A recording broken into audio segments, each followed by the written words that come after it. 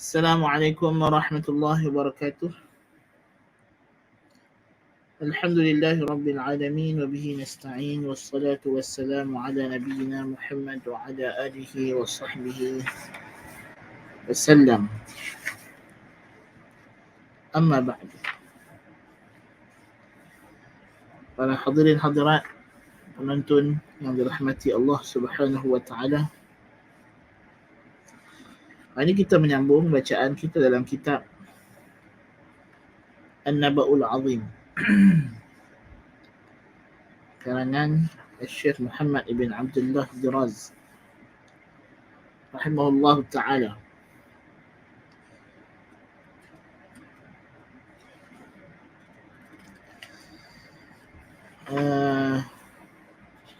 Itu kita dah sampai dekat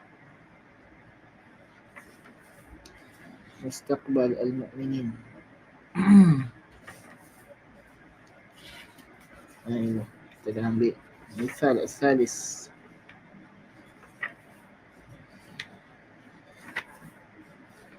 Ayo. Ini bulan 1. Okey. Seterusnya musannif rahimahullah ta'ala, kita dah tengok beberapa sisi dalam Al-Quranul Karim, yang mana cerita-cerita dalam Quran ini, kesimpulan dia, dalil yang lepas itu, ini cerita-cerita dalam Quran ni tak mungkin lah dibuat oleh Nabi SAW. Kan? Macam mana Nabi nak reka cerita yang kita duk bincang tu? Benda tu bukan boleh orang kata apa, dia khayal, fiction, kata fiction. Ya, kalau kata fiction, dia macam mana dia jadi betul? Kan? Dan kalau jadi kebetulan pun, takkanlah jadi sampai 100% dia punya ketepatan dia. Kan? Itu mustahil berlaku, melainkan dia adalah perkhabaran daripada Allah Ta'ala. Itu kesimpulan hak kita dah ambil hari tu ni. Lepas tu dia kata, La manasa idhan lilbahithi an masdaril Qur'ani min tawsi'i dairati bahthi. Jadi, kalau kita dah tahu bahawa Quran ni mustahil mai daripada khayalan, fiction Nabi Muhammad SAW, maka orang yang nak kaji Quran, dia kena sanggup prepare untuk meluaskan daerah kajiannya tentang sumber Al-Quran. Dia tak boleh lagi mempunyai satu, kita kata, dia panggil, pre-assumption. Dia tak boleh lagi buat satu andaian yang lebih awal, ataupun buat hukum awal, kata Quran ni memang datang daripada Muhammad SAW sahaja. Kalau dia buat lagu tu, memang tak kena gaya. Kajian dia tidak objektif. Ada, ni kalau kita nak nasihat kepada orang yang kapiak lah. Kan? Orang kapiak, kalau dengar apa yang kita cakap ni, kalau you nak kaji Al-Quran, you kena sanggup terima kata satu fakta, hakikat yang mustahil dari segi logik akal. Quran ni rekaan Nabi Muhammad. Dia mesti datang sumber daripada luar daripada Nabi Muhammad. Luar daripada pemikiran dia, luar daripada khayalan dia, luar daripada benak dia.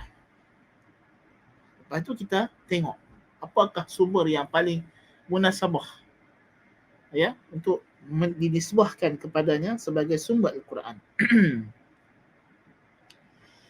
فَإِذْ لَمْ يَظْفَرْ بِمَطْلَبِهِ عِنْدَ صَاحِبِ الْقُرْآنِ فِي نَاحِيَةِ عَقْلِهِ وَفِرَاسَتِهِ وَجَبَ أَنْ يَلْتَمِسَهُ وَأَنْ يَظْفَرَ بِهِ حَتْمًا فِي نَاحِيَةِ تَعْلِيمِهِ وَدِرَاسَتِهِ لِأَنَّ الْمُتَكَلِّمَ بِكَلَامٍ مَا لَا يَعْدُو أَنْ يَكُونَ قَائِلًا لَهُ أَوْ نَاقِلًا وَلَا ثَالِثَ لَهُمَا.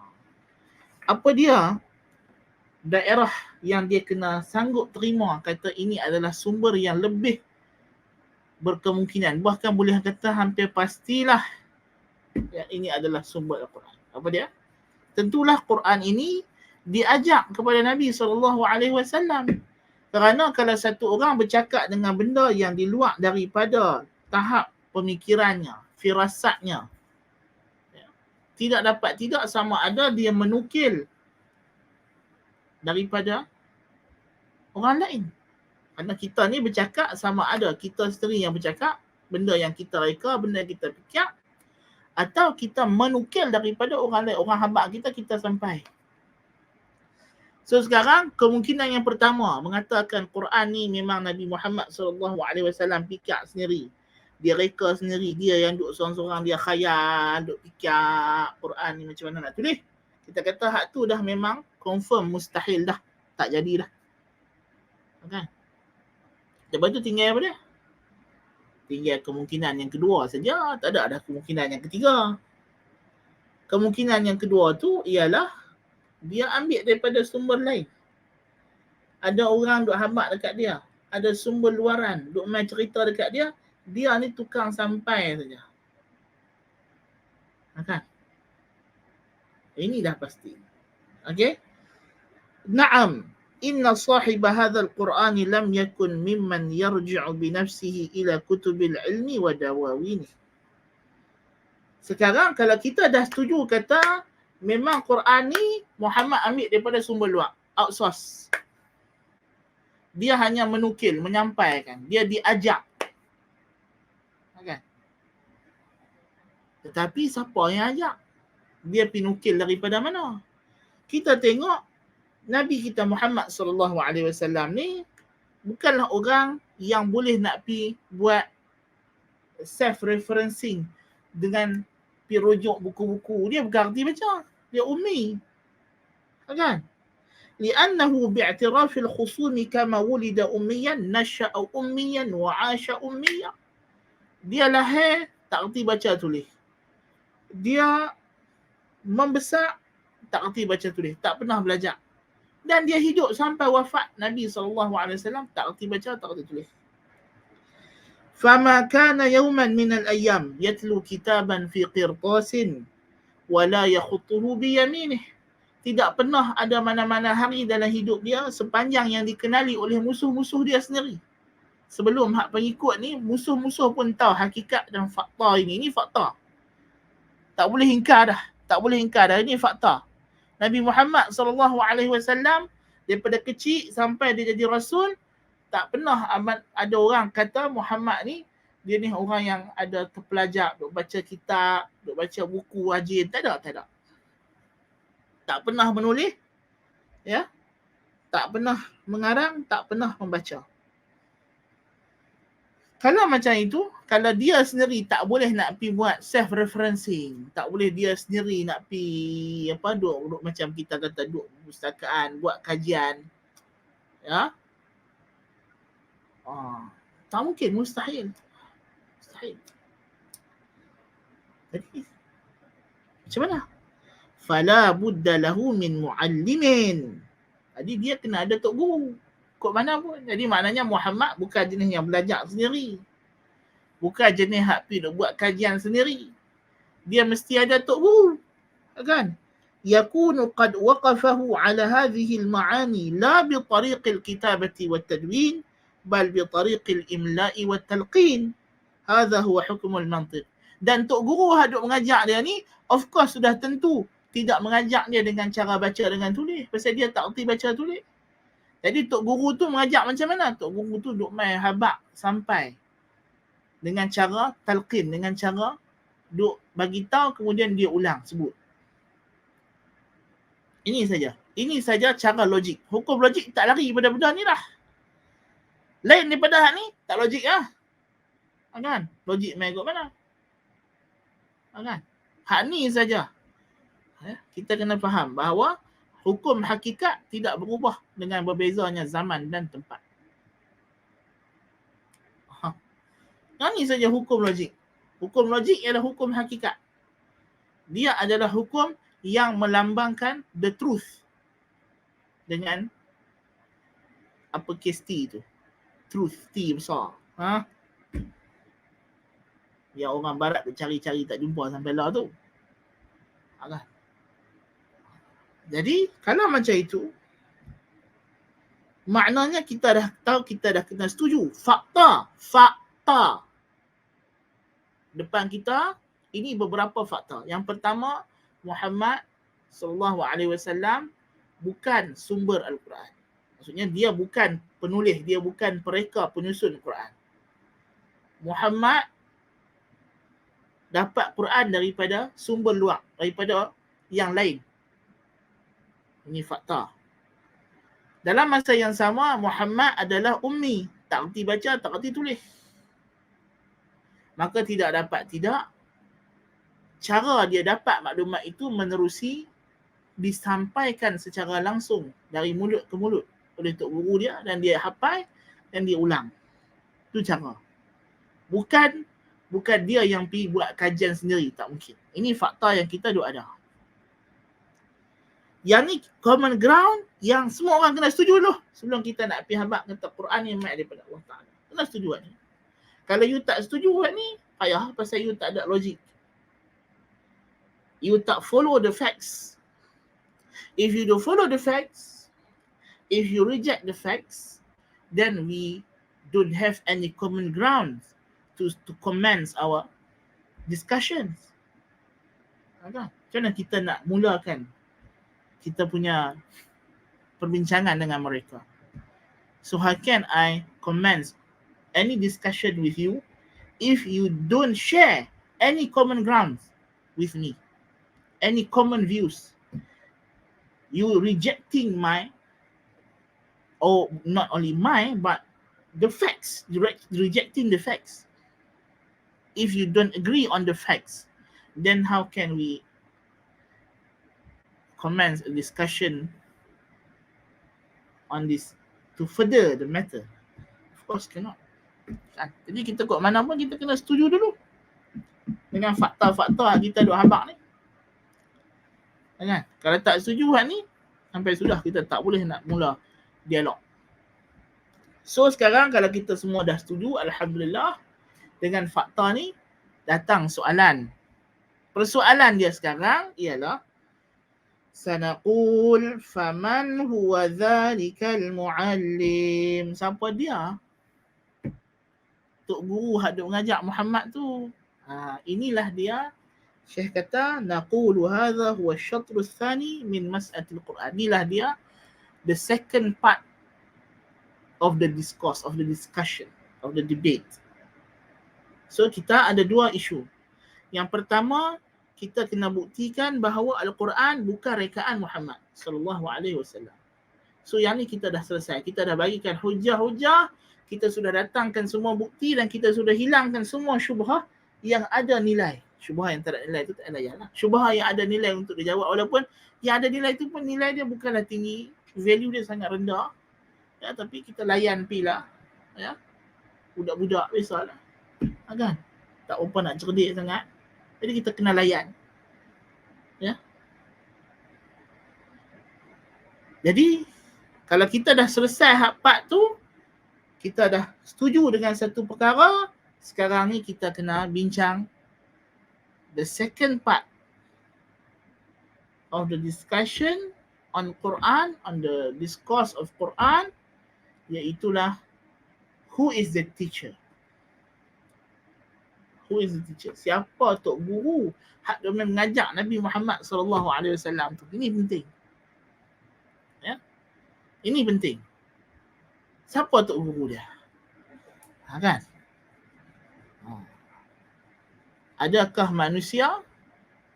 Kalau ajaran sesat, tok guru dia manusia. Kan? Dia mungkin dapat, maksudnya agama-agama yang menyimpang, tok guru dia manusia ataupun syaitan. Kan? Jadi siapa hak nak mengajak Nabi Muhammad sallallahu alaihi wasallam ni sampai boleh dapat Al-Quran yang begini menakjubkan? Ya, Al-Quran ni sudah tentu bukan nak diajak oleh manusia, dah mustahil lah. Nak diajak oleh setan pun mustahil lah. Ya? Pasal kalau manusia, kita tahu gaya bahasa manusia. Kalau setan, orang Arab zaman tu dia tahu gaya bahasa setan, gaya bahasa jin. Tok Bomo punya ayat, dia panggil Saja'ul Kuhan. Diketahui, dikenali.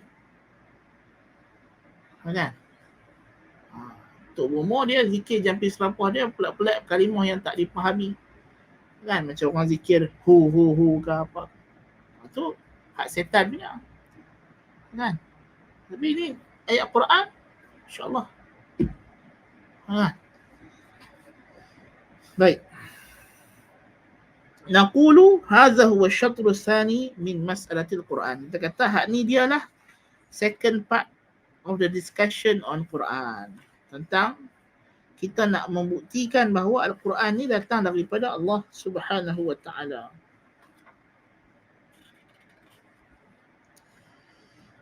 وأنت إذا تأملت فيما سقناه لك من البراهين على الشطر الأول وجدت بجانب كل منها برهانا آخر على هذا الشطر الثاني وعرفت من ذلك المعلم غير أننا نحب أن نزيدك به معرفة حتى تقول معنا فيه ما هذا بشر إن هذا إلا ملك كريم مبلغ عن رب العالمين. Saya kata hakikatnya persoalan yang kedua ni pun, the second part ni, kita dah terjawab dah masa kita nak discuss yang the first part tu. Ya. Maksudnya perincian-perincian, cabang-cabang yang kita dah bincang, ayat macam ni mustahil datang daripada manusia, ini bukan bahasa manusia, apa semua yang kita dah bincang dari sisi Quran itu, perkhabaran-perkhabaran tentang benda gaib yang mana confirm dah. Yang boleh habaq benda macam ni hanya ada Tuhan saja. Tuhan saja yang boleh jamin kata Islam ni akan kekal, bahawa dalam tempoh 10 tahun Rom akan menang balik. Ini semua Tuhan yang boleh habaq. Kan? Dan kalau Tuhan habaq, satu saja perantara yang Tuhan hantar ialah malaikat. So hakikatnya isu dah kita boleh tahu dah. Kan, daripada discussion kita hari tu ni, kita dah boleh nampak dah. Kan? Kita dah boleh nampak dah. Orang Arab sendiri mengaku bahawa Al-Quran ni bukan daripada bahasa manusia, bukan daripada bahasa jin. Kalau dah bukan manusia, bukan jin, tinggal malaikat je. Mana ada kemungkinan yang lain dah. Dan kalau malaikat, tentu-tentulah malaikat bukannya dia Subhanaka la ilma lana illa ma 'allamtana. Malaikat dia tak ada ilmu dia sendiri. Semua ilmu dia Tuhan ajak. Confirm dah hak yang mukmin itu malaikat yang menyampai daripada Allah Ta'ala. Tapi Syekh kata kami nak bagi hampa tambah lagi maklumat, tambah lagi pengakuan sampai kita sama-sama automatically terpacul daripada mulut kita ma hadza basyara. Ni bukanlah Tok Guru Muhammad ni bukan manusia. In hadza illa malakun karim. Ini hanyalah semata-mata tidak lain tidak bukan malaikat yang mulia muballighin ar-rabbil alamin, menyampai daripada Tuhan segala alam. Biar kita mengaku dengan penuh kesedaran, penuh pengakuan, penuh ketundukan dan penyerahan diri kepada fakta yang akan datang. Ini saya kata aku akan tambah lagi dekat hampa bukti sampai hampa tak boleh resist lagi untuk cakap macam tu. Itu dia. Kalau menolak juga, melawan juga, maknanya itu na'udzubillah min zalik. Sedangkan Abu Jahal, Abu Lahab pun tak boleh tolak. Kan? Pemuka-pemuka Quraisy, musuh-musuh ketat Nabi pun tak boleh menolak daripada mengakui yang Quran ni daripada Allah Ta'ala. Amma anna Muhammadan sallallahu alaihi wasallam lam yakun lahu muallimun min qaumihi al-ummiyyin fadhalika ma la shubhata fi li ahadin wa la nahsibu ahadan fi hajatin ila sidla ali bi akthar min ummiyah alladhi yashhadu alaihim bi annahum kanu kharaju min butun ummahatihim la ya'lamuna min amri din shay'a wa kadhalika ismul jahiliyyah alladhi kana akhass al-alqab bi 'asr al-arab qabla al-islam فهؤلاء الذين فقدوا أساس هذا العلم في أنفسهم حتى اشتق لهم من الجهل اسم كيف يحملون وسام التعليم فيه لغيرهم بل التعليم لمعلمهم الذي وسمهم بالجهل غير مرة في كتابه وسرد جهالاتهم في غير سورة من هذا الكتاب حتى قيل إذا سرك أن تعلم جهل العرب فاقرأ ما بعد 100 من سورة الأنعام وأما أنه لم يكن له معلم من غيرهم فحسب الباحث فيه أن نحيله على التاريخ وندعه يقلب صفحات القديم منه والحديث والإسلامية منه والعالمي ثم نسأله هل قرأ فيه سطرا واحدا يقول إن محمد بن عبد الله بن عبد المطلب لقي قبل إعلان فلانا من علماء فجلس إليه يستمع من حديثه عن علوم الدين وعن قصصه عن الأولين والآخرين ليس علينا أن نقيم برهانا أكبر من هذا التحدي لإثبات أن ذلك لا يكن وإنما على الذين يزعمون غير ذلك أن تثبتوا أن ذلك قد كان فإن كان عندهم علم فليخرجوا لنا إن كانوا صادقين. Puan yang panjang ni memandangkan kita dah tahu dah Tok Guru Nabi Muhammad ni mustahil lah daripada orang manusia Arab yang dulu ada. Tidak. Kok celah mana orang Arab nak boleh ajak dia benda ni, sedangkan orang Arab ketika itu disifatkan bukan Nabi Muhammad saja. Arab itu disifatkan sebagai ummiyin. Nisbah kepada mak. Seperti mana manusia itu keluar daripada perut mak mereka. Wallahu akhrajakum min butuni ummahatikum la ta'lamuna syai'a. Itu nisbah kita ni keluar daripada perut mak kita tak tahu apa ke benda. Jadi dinamakan mereka ni golongan ummiyin. Nisbah kepada mak ni keluar daripada macam depa lah ni umur 30, 40, 50, 60 tahun tak ada beza macam hari depa keluar daripada perut mak depa tak tahu apa ke benda. Ni tak reti baca, tak reti tulis. Dan majoriti orang Arab macam itu zaman tu. Ya. Dan Nabi Muhammad SAW tak mungkin dapat benda ni daripada orang Arab yang duduk di Mekah. Dan nak kata Nabi pergi mengembara, tidaklah. Dan satu lagi nama mereka jahiliyah. Zaman jahiliyah. Kaum yang dinisbahkan kepada jahil. Bolehkah mereka nak produce Al-Quran yang begini? Kita tambah lagi. Mereka menentang Quran. Kalau Quran tu daripada rekaan mereka ataupun mana-mana. Kalau Tok Guru Muhammad tu dalam kalangan mereka, tentulah. Ya. Kerana secara akademiknya orang Arab memang sudah daripada awal mengaku kalah dengan Quran. Betul tak? Dari segi fakta Quran, dari segi balaghahnya, bahasanya, keindahan bahasa, keindahan maklumat, kehebatan maklumat, keunggulan hukum hakam dan sistem yang dibawa Al-Quran, ini orang Arab surrender daripada awal lagi, hari pertama lagi. Mereka tak pernah petikai dah benda ni.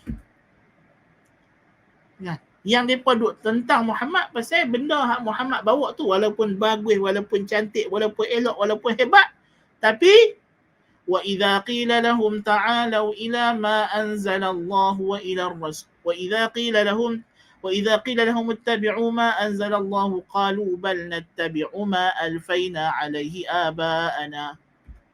Yang masalahnya nak pertahan nenek moyang tu je. Kan? Abu Talib berlaku. Laqad alimtu anna dina Muhammadin khairal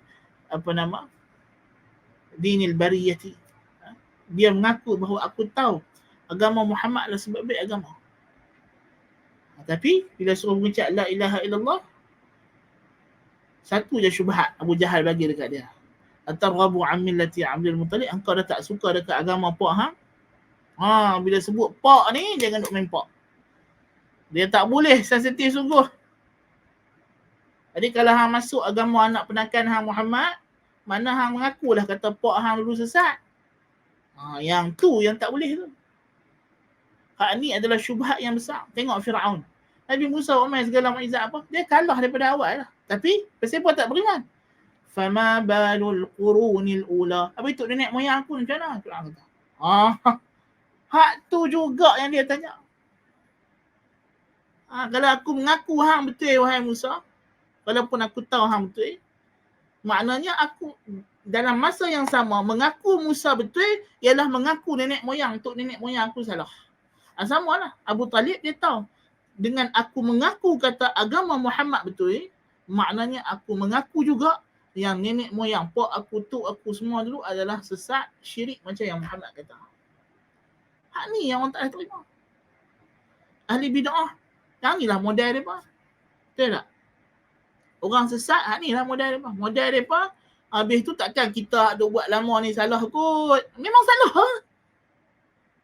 Nak kata apa lagi? Awak kalau salah apa sebab? Manusia boleh mengaku banyak benda. Tok nenek moyang dia pun salah. Betul tak? Tak nak masalah pun dia pun tinggal. Dan sebab itu, dan manusia ni, pemikiran dia, falasi dia tahu mana? Hak tok nenek moyang salah, hak tu dia pun nak bertahan. Sungguhlah. Dia pun kata kalau kita kata dia pun salah, kita dah menghina nenek moyang. Tapi, hak yang nenek moyang betul, dia pun tak kisah pula tak ikut. Sebab itu Allah Ta'ala ingatkan bahawa agama yang Muhammad SAW bawa ni agama Ibrahim. Agama Nabi Ibrahim. Pasal apa Allah Ta'ala tekankan agama Nabi Muhammad adalah agama Ibrahim? Sebab Nabi Ibrahim moyang hak paling besar. Hampa nak berhujah kata Muhammad bawa agama yang menyelisihi nenek moyang hampa. Nenek moyang hampa tu hak mana? Hak bawah-bawah. Tapi agama hak Muhammad bawa ni, agama moyang hak paling awal kali. Kan? Moyang hak mula-mula the first tu. Kan? Nabi Ibrahim, Nabi Ismail. Hak ni yang paling awal kali. Kan? Lepas tu, kod mana, celah mana yang hampa duk berkenan kata Muhammad bawa agama menyelisihi nenek moyang. Kan? Sama ahli bid'ah duk berkenan kita. Dia kata mereka ni tak ikut ulama'. Ulama' mana dia kata tu? Ulama' tu imam kampung dia je. Ulama' ustaz, cikgu sekolah dia. Tapi hak kita duk ajak ni, ajaran salafiyah ni, yang ni ulama' mana? No. Ulama' besar. Imam Syafi'i, Imam Abu Hanifah, Imam Malik, Imam Ahmad bin Hanbal, tabi'in, tabi'in, sahabat Nabi tu. Ulama' hak lagi besar. Kan? Dan mereka tak rasa pula mereka hina ajaran kita, tak mau ikut seruan dakwah kita, mereka menghina ulama' besar, hak lebih besar, hak yang paling afdal, khairun nasi qarni, thumma alladhina lahum, thumma alladhina lunahum. Kan? Mereka dah cerita ulama' mereka siapa? No, Tok Wan dia tu imam kampung dulu. Ulama' dia tu. Allah, Tok Wan hang tu imam kampung, lantak pergi ya. Apa kami peduli? Kami kira tu Imam Syafi'i, Imam Malik, kan? Sufyan al-Thawri, Sufyan ibn Uyainah, Ibn Jarir al-Tabari, kan? Al-Auza'i, Al-Layth ibn Sa'ad. Ini semua ulama' besar yang dipersaksikan oleh Nabi sebagai khairun nas qarni. Nabi mengaku mereka ni manusia terbaik. Tok Wan hang tu imam kampung dulu, siapa yang ada wahyu mana abang kata dia betul? Tak ada. Kan? Itu masalah masyarakat. Kadang-kadang kita kena tengok dengan cara macam ni bahawa mereka sedar sikit. Duk perasan. Kan? Hina ulama' oleh berkata. Ulama' mana? Siapa ulama'? Ulama' mana hampa? Tunjuk mai kan. Tak ada yang ulama' dalam hampa tu. Kan? Ulama' tu dengan kami, dengan kita ahli sunnah wal jamaah. Itu baru ulama'. Kan? Adapun mereka mana ada ulama' apa? Tak ada ulama' yang sokong mereka pun. Ulama' hak mereka sendiri angkat jadi ulama'. Masuk baku yang angkat diri sendiri, ada lah. Ulama' kita diiktiraf oleh Nabi SAW dengan hadis yang sampai hari ni kita duk baca dalam Sahih Bukhari, Sahih Muslim. Mereka pun kata ulama' mereka diiktiraf Nabi, tapi bohong. Pasal apa? Dia kata iktiraf tu lepas Nabi dah wafat dah ribu-ribu tahun dah. Tiba-tiba dia berkata Nabi menjelma main. Bohong. Confirm dah hak jelma. Kalau sungguh jelma, confirm dah hak jelma tu setan. Bukan dia Nabi. Kan? Memanglah setan tak boleh menyerupai Nabi, tapi setan boleh je main dalam apa-apa bentuk yang hampa tak kenal, dia kata aku Nabi. Dia boleh mengaku. Kan? Hampa pernah jumpa dalam mana-mana hadis cerita pasal sifat Nabi Khidir. Rambut dia warna apa, muka dia macam mana, hidung, tak pernah. Tak ada. Tiba-tiba setan tu main kata aku Khidir, dia pun berjaya. Mana ada description? Tidak. Lagi senang. Kan? Sebab tu setan mai dekat orang sufi, dia mengaku jadi Khidir. Dia tak mengaku jadi Nabi Muhammad. Pasal apa? Muhammad tu orang boleh kenal, orang boleh cam hidung Nabi macam mana, rambut Nabi, badan Nabi, semua orang tahu. Orang Islam tahu. Tak? Kalau mereka pergi kata hak Yaman tu Nabi Muhammad, kita tanya mereka, macam mana Nabi Muhammad jumpa tu? Kan? Tapi Allah Ta'ala selamatkan agama dia dengan setan tu terpedaya, dia terpedaya berdiri dia sendiri, dia mengaku jadi Khidir. Jadi kita tahulah, tak kisahlah Khidir tu hidup tak hidup lagi, itu cerita belakang. Tak penting lah tu. Khidir hidup pun tak apa, tak hidup pun tak apa, tak ada masalah. Tapi point dia, yang kami tahu, confirm dah. Hak yang hampa duk kata duk main jumpa hampa tu memang bukan Khidir, confirm. Kan? Pasal apa kita tahu bukan Khidir? Pasal dia ajak benda yang menyelisih syariat. Khidir tak buat benda menyelisih syariat. Apa kata tu dalam surah Al-Kahfi? Mana ada? Tang mana yang Khidir buat menyelisih syariat? Tak ada. Semua hak Khidir buat tu patuh syariat. Tapi Nabi Musa ingkar sebab dia tak tahu sebab, tak tahu punca. Tak tahu illah. Kan? Bila tahu illah, Nabi Musa setuju pasal benda tu sesuai dengan syariat. Kalau benda tu tak sesuai dengan syariat, sampai sudah Nabi Musa tak setuju. Habaq pilah alasan apa pun. Kan? Itu cerita nanti kita cerita tempat lain. Tapi poin dia, tak kita nak habaq kata masyarakat jahiliyah ummi. Nabi Muhammad ummi. Masyarakat dia masyarakat ummi. Masyarakat jahiliyah. Kod celah mana? Kalau kita nak kata tok guru dia daripada kalangan mereka hak ada di Mekah. Ataupun yang ada di tanah Arab di semenanjung tanah Arab ni, adakah boleh nak kata tok guru dia daripada mereka? Tak ada. Kan?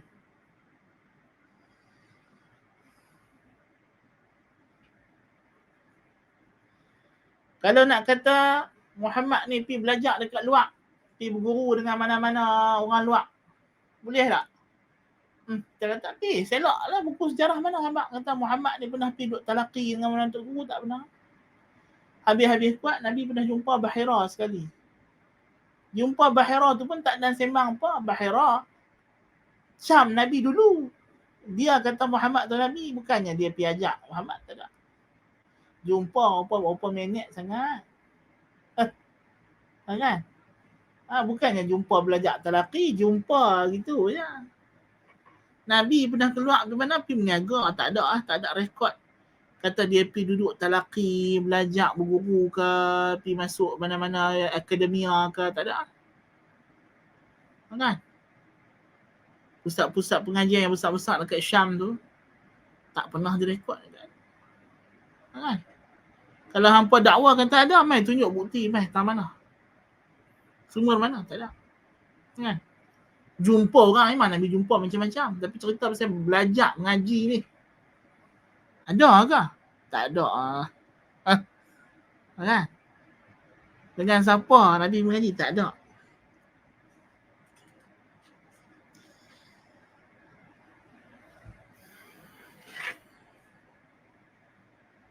Lepas tu dia kata sini, dia kata la naqulu innahu alaihi salam lam yalqa wa lam yara bi'aini ahadan min ulama'i hadha asy-sya'n la qabla da'wa an-nubuwah la ba'daha. فنحن قد نعرف أنه رأى في الطفولة راهبا اسمه بحيرة في سوق بصرى بالشام وأنه لقي في مكة نفسا عالما اسمه ورقة بن نوفل وكان هذا على إثر مجيء الوحي العلمي له وقبل إعلان نبوته ب30 شهرا كما نعرف أنه لقي بعد إعلان كثيرا من علماء اليهود والنصارى في المدينة ولكننا ندعي دعوة محدودة نقول إنه لم يتلقى عن أحد من هؤلاء العلماء لا قبل ولا بعد وإنه لا قبل ولا بعد وإنه قبل نبوته لم يسمع منه شيئا من هذه الأحاديث البتة أما الذين لقوه بعد نوح فقد سمع منهم وسمعوا منه ولكنهم كانوا له سائلين عنه وآخذين وكان هو له معلما وواعظا منذرا مبشرا. وأما الذين رآهم قبل فإن لقاءه إياهم لم يكن سرا مستورا بل كان معه في كل مشاهد فكان عمه أبو طالب رفيقا له حين رأى راهب الشام وكانت زوجه خديجة رفيقة له حين لقي ورقة فماذا سمعوا هذان رفيقان من علوم الأستاذين هل حدثنا التاريخ بخبر ما جرى وما له لا يحدثنا هذا الحديث العجب الذي جمع في تلك اللحظة القصر علوم القرآن وتفاصيل أخباره فيما بين بداية العالم ونهايته ولماذا لم يتخذ خصومه من هذه الحجة الواضحة سلاحا قاطعا لحجته مع شدة سعيهم في هدم دعواه والتجائهم لأوهن شبهات في تكذيبه وقد كان هذا السلاح أقرب إليهم وكان وحده أمضى في إبطال أمره من كل ما لجأوا إليه من مهاترة ومكابرة. Jelas kan? Ada kita kata kita bukan kata Nabi Muhammad tak pernah jumpa satu hal, bertemu melihat satu hal. Nabi Muhammad jumpa macam-macam. Nabi Muhammad jumpa sebelum jadi Nabi, jumpa Bahira. Lepas tu, lepas dapat wahyu, jumpa Warqah bin Nawfal. Lepas tu, dah jadi Nabi, jumpa macam-macam ulama' Yahudi, Nasrani nak jumpa dia. Tapi, masalahnya, lepas Nabi jadi Nabi, kan? Ulama' Yahudi, Nasrani nak jumpa Nabi tu, mereka berdebat dengan Nabi. Mereka yang tanya Nabi soalan. Nabi yang jawab. Nabi untuk guru mereka. Hak Nabi jumpa sebelum daripada Nabi Bahira tu, berapa lama sangat Nabi jumpa. Dan bukan Nabi jumpa seorang-seorang. Ada teman. Jumpa Bahira, ada pak menakan dia Abu Talib. Jumpa Warqah bin Nawfal dengan bini dia Khadijah. Dan semua orang tahu cerita tu. Jadi mana dia? Dalam tempoh yang singkat tu, mana dia ilmu? Dan Nabi Muhammad jumpa Warqah bin Nawfal setelah dia dapat wahyu. Kan? Dia yang pergi baca wahyu dekat Bahira, bukannya Bahira pergi dekat Warqah bin Nawfal, bukan Warqah bin Nawfal yang ajak dia. Dan mana musuh-musuh dia di Mekah yang melakukan segala usaha untuk menolak dakwah Nabi Muhammad SAW sehingga menggunakan syubhat-syubhat yang remeh-temeh sekalipun. Tak ada pula mereka guna alasan kata Muhammad ni dulu pernah mengaji dengan Bahira, pernah belajar dengan Warqah. Tak ada. Kan? Tak ada siapa berani buat dakwaan tu sebab kalau buat dakwaan tu orang tahu kata mengarut. Dakwaan yang tidak berasas daripada awal.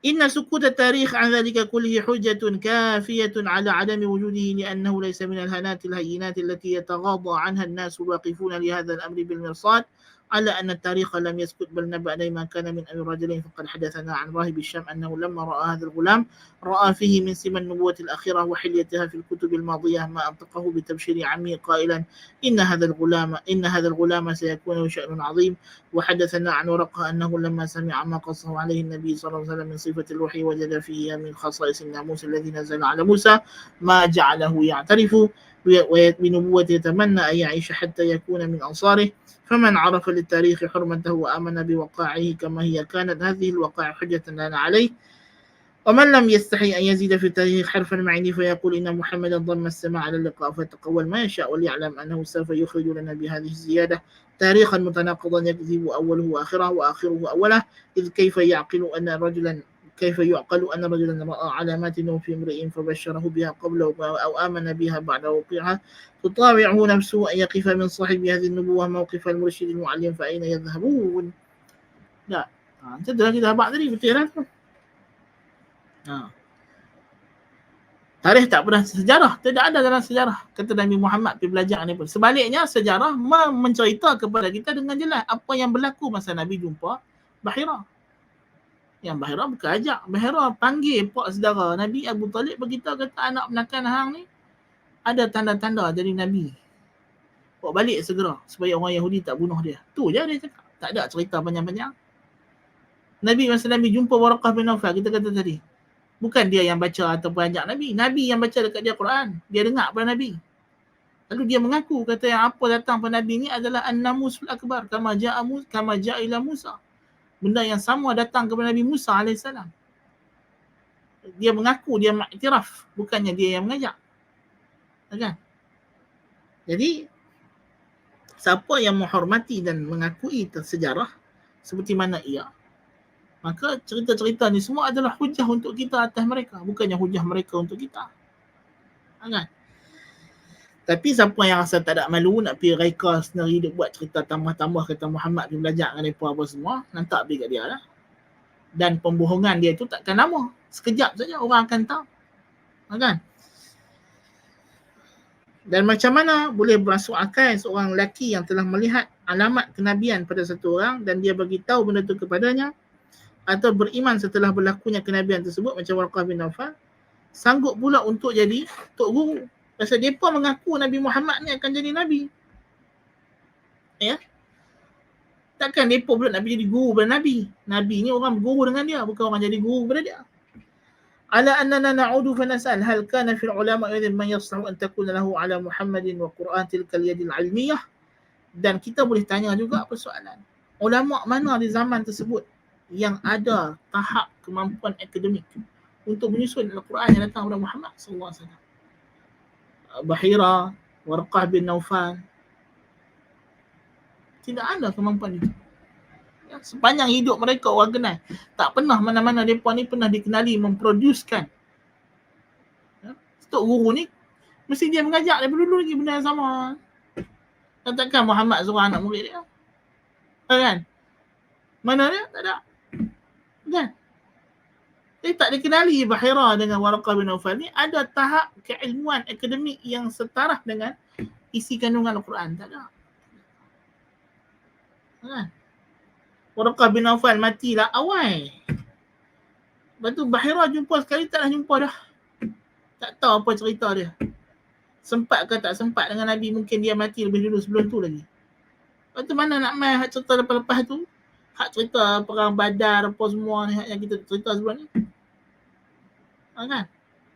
Al-Quran turun lagi lepas tu 23 tahun macam lama. Mereka ni mati sebelum sempat Nabi mengisytiharkan diri dia Nabi kepada orang ramai lagi. Kan? Jadi kok celah mana kita nak pergi kata Nabi ambil Al-Quran daripada mereka? Itu sangatlah tuduhan, tuhmahan yang sangat-sangat mengarut. Nah.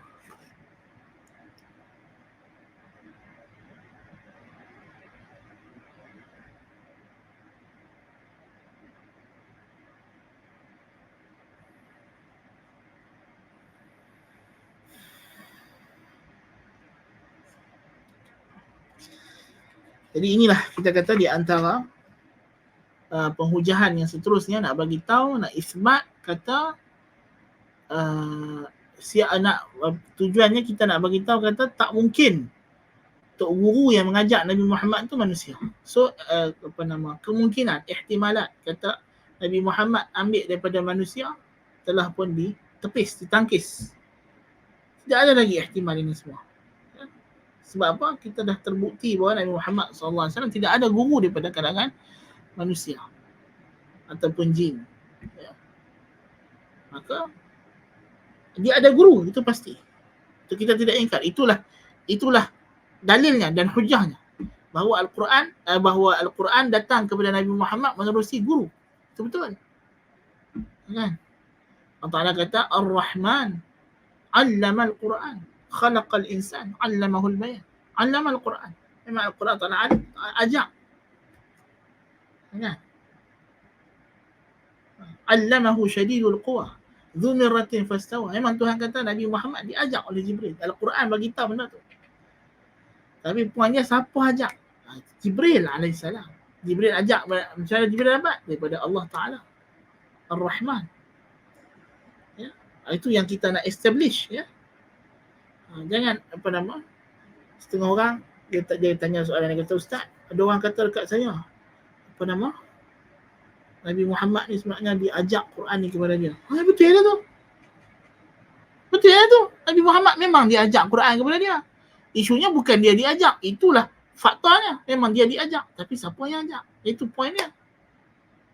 Kan? Maknanya kalau orang nak bagi syubhat, kalau katalah orang tu main dekat kamu betul bagi syubhat, dia tak erti. Dia perangkat dari dia sendiri. Sepatutnya kamu boleh belit dengan dia dengan perangkat dia itulah. Memang itu dia macam dah menyerah diri kepada kita. Untuk kita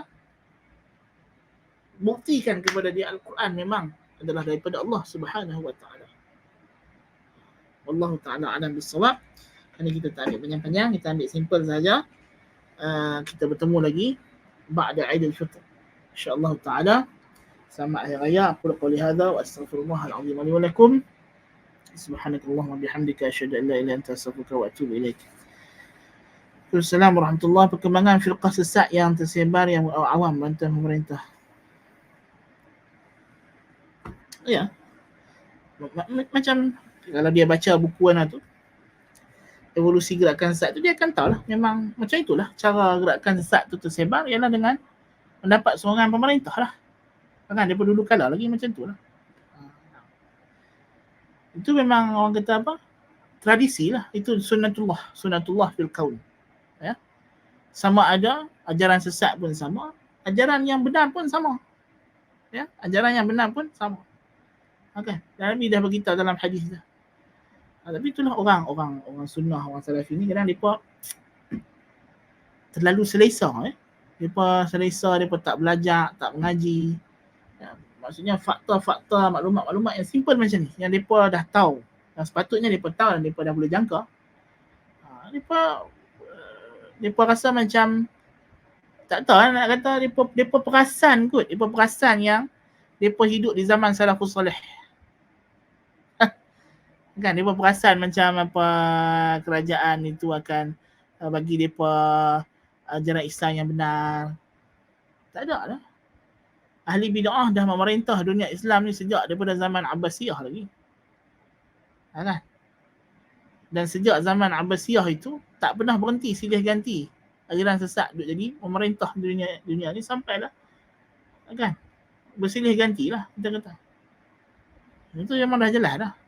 Siapa yang jadikan agama dia adalah aliran yang mana kerajaan ikut, memang akan jahanam. Akan jahanam. Tengok Saudi lah pun. Kan? Kalau kata Saudi lah pun sekarang kerajaan dia dah sebarkan ajaran yang pelik-pelik, fahaman yang pelik-pelik. Kan? Takkanlah kita nak expect. Kan? Itu benda yang kita memang dah jangka lah. Apa yang you expect? You expect kerajaan akan Allahul Musta'an. Itu satu, orang kata apa, world view yang salah. Orang salafi ni dia ada tanggapan yang salah. Dia rasa macam memanglah kita ajak Ahlussunnah wal Jamaah tu adalah aliran utama jamaah kaum muslimin, tapi bukan bermakna awak masih lagi hidup macam zaman salaf, awak adalah majoriti dan sebagainya. Bukan. Siapa kata macam tu? Awak adalah minoriti. Kan? Jadi betullah kena belajar, betul kena mengaji. Tak ada jalan lain nak selamat melainkan dengan belajar, dengan mengaji. Ini dia nak duduk goyang kaki, nak tunggu orang ulah isu saja. Tunggu ustaz buat video, komen sana, status Facebook sana sini. Bila ustaz mengajak kuliah apa semua, tak ada heran. Kan? Kalau you hidup zaman salafus salih, tak apa. Kan? Zaman salafus salih, kalau you tak ngaji jadi orang awam pun, you buat salah, orang tegur. Dan kalau you follow masyarakat tanpa you belajar pun, you tengok orang semayang, you tiru, insya-Allah you punya semayang tu tepat dengan sunnah Nabi. Kan? Tapi zaman lah, kalau you nak semayang, you hanya follow orang, pergi masjid tengok cara orang semayang, silap air bulan, batal. Pasal apa? Kawan nak kita follow tu pun semayang dia dah 30 tahun dah dia semayang dia tak sah. Kan? Tak pernah siapa tegur. Kan? Satu cara lah kalau nak betul, nak datang mengaji, nak datang belajar. You just tunggu nak ikut orang ima'ah. Apa orang buat, aku buat, memang jahanam. Kan? Itulah. Itu yang anak tak salahkan. Apa nama? Isunya adalah orang yang mengaku Ahlussunnah wal Jamaah tu yang lack of, apa nama, kita kata pursuing of knowledge. Lack in pursuing of knowledge. Dia tidak ada kurang, sedangkan Ahlussunnah wal Jamaah itu tertegak di atas at-ta'lim wa ta'allum, mengajar dan belajar. Itulah proses menjadi Ahlussunnah wal Jamaah. You nak goyang kaki duduk di rumah tengok TV Hijrah, tengok dengar radio IKIM, tu shock sendiri nama dia. Tak jadi. Allahul Musta'an. Wassallallahu ala nabiyina Muhammad wa ala alihi wasahbihi ajma'in. Ada lagi? Baik, apa hukum rider yang tak makanan untuk non-muslim audio apps? Tak boleh. Orang kafir mereka nak makan, dia pergi kat mereka lah. Tapi kita tidak boleh bantu orang kafir makan di siang hari bulan Ramadan. Ya. Apa nama? Dia tak boleh bantu. Tak boleh jual, tak boleh hantar. Itu adalah membantu atas maksiat. Tapi kita tak ingkar. Mereka nak makan, minum secara tersembunyi, terpulang benda mereka. Kerana mereka tak dituntut secara hukum dunia, tapi mereka dituntut secara hukum akhirat. Di dunia, mereka dituntut secara umum untuk memeluk Islam. So kita kena faham, orang kafir mukallaf. Mereka mukallaf. Yakni mereka dituntut untuk masuk Islam. Jadi kita tak boleh bantu mereka melakukan perkara-perkara yang berlawanan dengan syarak. Kita tak boleh jual arak dekat mereka, tak boleh hidang arak dekat mereka. Tak boleh bantu mereka untuk tidak berpuasa di bulan Ramadan. Tetapi kita tak boleh hukum mereka kalau mereka tidak berpuasa. Tetapi mereka disuruh untuk masuk Islam. Itu kena faham betul, itu kena mengaji usul fiqh bagi faham. Tapi poin dia, cara ringkasnya, tadi kelas sebelum ni pun dah ada kelas usul fiqh kan. Siapa yang follow kelas usul fiqh, dia faham lah. Kan? Kelas tu ada, cuma kita lah follow tak follow kan. Jadi poin dia, kalau kata dia apa nama, kesimpulan mudah dia, tak boleh. Hukum dia tak boleh kita jual makanan kepada orang yang tidak berpuasa, sama ada yang tidak ada uzur syar'i, sama ada orang tu orang Islam yang maksiat ataupun orang kafir. Tapi kalau orang Islam itu orang yang ada uzur syar'i, yang apa nama, kita kata dia tidak mukallaf dengan hukum puasa, maka tak apalah. Orang perempuan haid, orang musafir, itu tak lain lah, kanak-kanak kan. So rider dia kena hatilah, kena berhati-hatilah. Ada orang kafir order makanan pukul 12 tengah hari, confirm dia nak lunch kan. Jadi apa order orang kafir, tinggal. Rezeki kurang tak apa, taklah ganti. Yang penting halal daripada kita ambil rezeki yang tidak halal. Nasallallahu al-afiyah. Allah Ta'ala alam. Subhanakallahumma bihamdika asyhadu an la ilaha illa anta astaghfiruka wa atubu ilaik. Assalamualaikum warahmatullahi wabarakatuh.